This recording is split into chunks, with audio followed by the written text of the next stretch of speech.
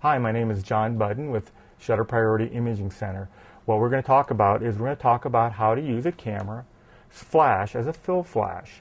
We're going to talk about two different cameras. The first one is a point and shoot camera. What we're going to do is we're going to set the point and shoot camera to the flash fill mode. You're going to turn the camera on. Once the camera is on, we're going to go over to our selector dial. You look for the squiggly line, the lightning bolt line. You push that.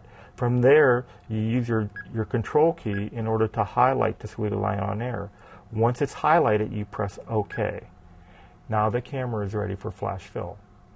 What you're going to do is you just take your subject and you just release it, and the camera pretty much does all the lighting balance for you. It'll control shutter speed and flash for you. The second camera we're going to talk about is the SLR camera. The SLR camera, most of today's cameras have a built-in flash. This is a Pentax film camera, but the digitals work very similar.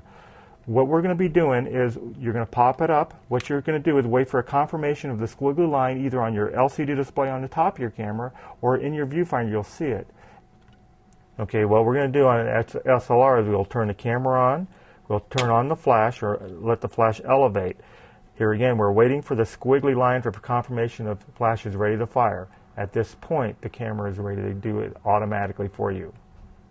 At this point, what you're going to do is you're going to hold it towards your subject. It's pretty much ready to go. The modern day cameras are pretty much automatic. They'll measure your light correctly and go ahead and take your picture as such.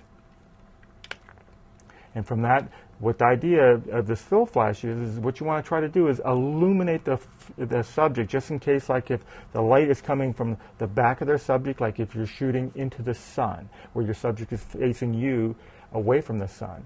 This way, what you'll do is you'll get a proper exposure, get good skin tones, and a more of a pleasant look than if you did not use the fill flash.